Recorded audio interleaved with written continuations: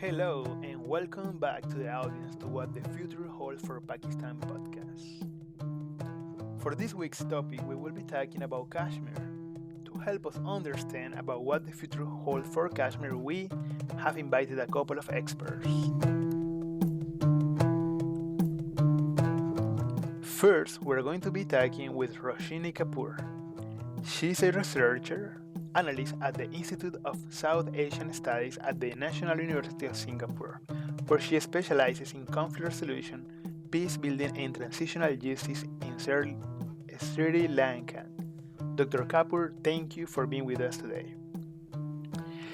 Thank you for having me. I understand we have three participants or groups claiming for territory in Kashmir: India, Pakistan, and China.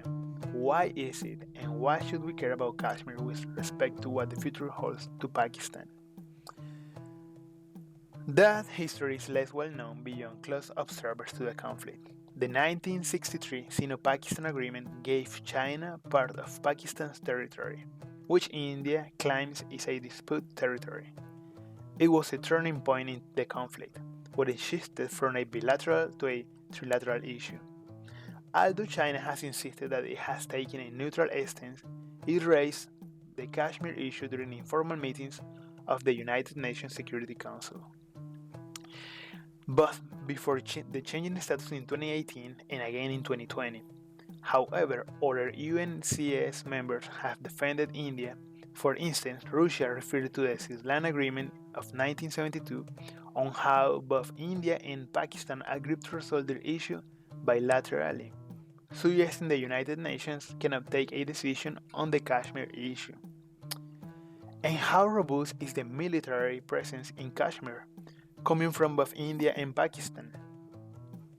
As India tightens its grip on Kashmir, Pakistan's resolve on supporting militancy in the region is likely to grow. Although it has been lying low for the time being, Islamabad is unlikely to stop its past practice of assisting terrorist groups such as Lashkar-e-Taiba and Jaish-e-Mohammed. Moreover, there is speculation that Pakistan is supporting new secular-sounding outfits, including the Resistance Front and J.K. Payan Peace Front. Okay, thank you, Dr. Kapoor, for your time and for being with us today.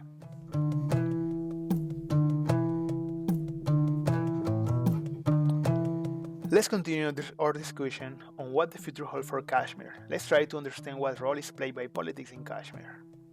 To understand the role of politics in Kashmir, we have invited our expert, Dr. Auriel Wago.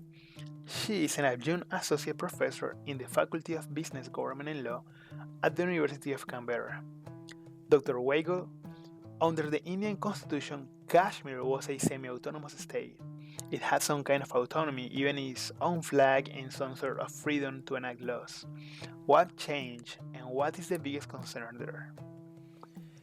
The Jammu and Kashmir Reorganization Bill, enacted on August 5, 2019, moved the states into the Indian Union, removing their autonomy, which was guaranteed under the constitution. The argument made by Prime Minister Modi in a nationwide broadcast on August 9 stated that the region's special status granted under Articles 370 and 35(8) of the Constitution was of no advantage, leaving them subject to terrorism, separatism, and large-scale corruption, but also as a result of the loss of independence to a political shutdown followed by a COVID-19 lockdown.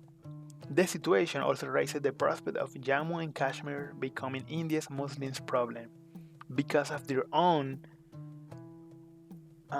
because of their now changed status in the Indian Union with different domicile rules that seeks to encourage Hindu residency so as to convert a demographic majority into a political minority, justifying or perhaps explaining his actions to his nation.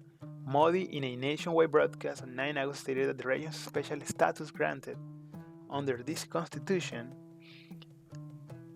gave Jammu and Kashmir nothing but terrorism, separatism, dynastism, and large-scale spread of corruption. He did not, however, refer to the deployment of tens of thousands of troops on the region. nor the near total blackout of communication, claims supported widely.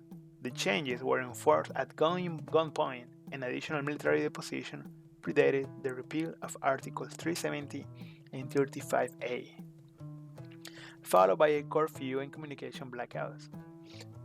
So, as a conclusion, Kashmir has become the most militarized place in the world.